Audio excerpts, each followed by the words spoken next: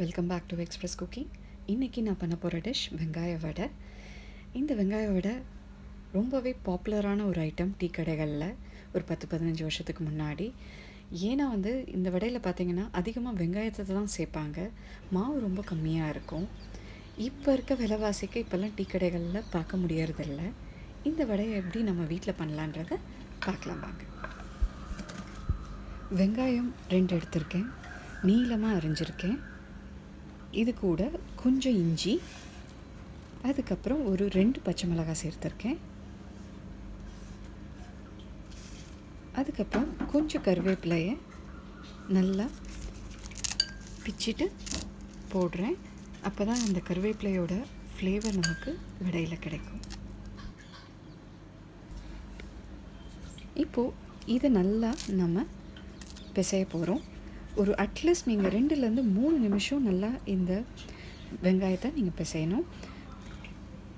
Suppose உங்களுக்கு காரம் கையில் எரியும் அப்படின்னு நினச்சிங்கன்னா நீங்கள் பச்சை மிளகாய் எடுத்துகிட்டும் நீங்கள் பிசையலாம். இந்த வெங்காயத்தை 2-3 நிமிஷம் வரைக்கும் நல்லா பிசையணும். இந்த மாதிரி சாஃப்டாக ஆக ஆரம்பிக்கும் வெங்காயம். இந்த டைமில் ஒரு 1/2 டீஸ்பூன் உப்பு சேருங்க.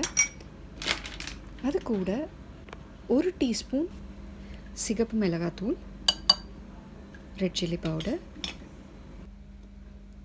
இதை சேர்த்துட்டு இது கூட ஒரு 4 டேபிள் ஸ்பூன் கடலை மாவு எடுத்திருக்கேன். இது கொஞ்சம் கொஞ்சமாக சேர்த்து நான் இதில் பிசைய போகிறேன். தண்ணியே போடக்கூடாது. இந்த வெங்காயத்தில் இருக்க தண்ணி அந்த மாவோடு சேர ஆரம்பிக்கும். அதுக்கப்புறம் நம்ம பிசைய நல்லா நீர்த்துட்டே வரும். பாருங்கள், கொஞ்சம் கொஞ்சமாக ஆட் பண்ணி இங்கே பிசையணும்.